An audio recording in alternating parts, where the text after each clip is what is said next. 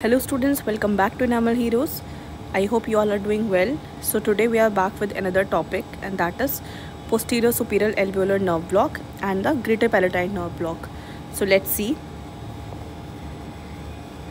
So posterior superior alveolar nerve block, it basically anesthetizes maxillary, second molar, third molar and the first molar except its mesiobuccal root. So as you can see in the picture, this area has been anesthetized by it. So it is third, second molar and the first molar except the mesiobuccal root. Okay. So, and it also anesthetizes buccal, periodontium and the bone overlying these teeth. So now let's see the landmarks. It includes mucobuccal fold and its concavity, zygomatic process of maxilla, infratemporal surface of the maxilla, anterior surface and coronoid process of ramus of mandible, and the maxillary tuberosity.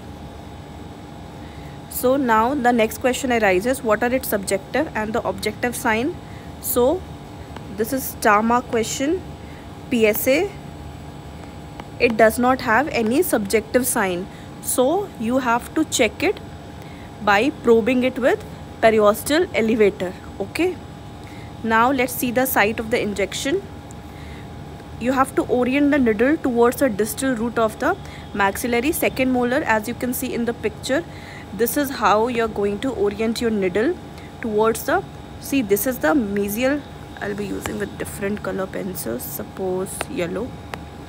Okay, so this is the mesial root and the needle, this, as you can see the picture, needle is going towards the distal root.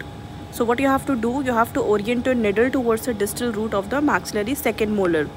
This is how you're going to do it, and you will be using 25 gauge needle is used, and this movement is very important. Star mark, advance the needle slowly in upward, inward and backward. I'll be writing it again for you because this is very important and this is most frequently asked in Viva. The movement of the needle is upward, inward and finally backward. Okay, at 45 degrees angle. At 45 degrees angle you have to orient your needle with these motions at 45 degree angle. Okay, so that's it for PSA.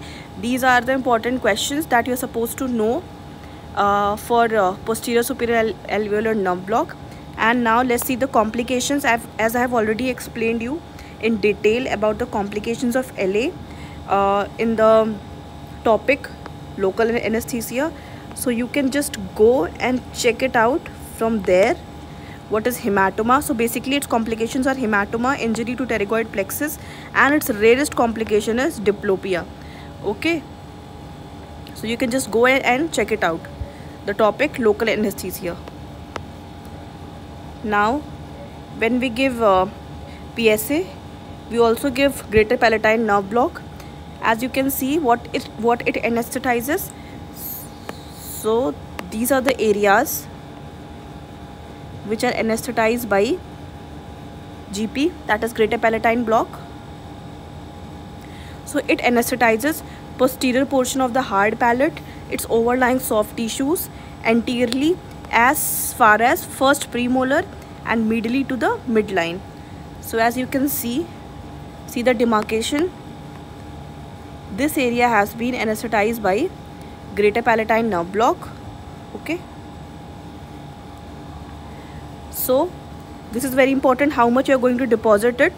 You will deposit 0.5 ml for GP. Site of the injection, soft tissue anterior to the greater palatine foramen, distal to maxillary second molar. Just look into the picture. This is the foramen, and as I have explained you,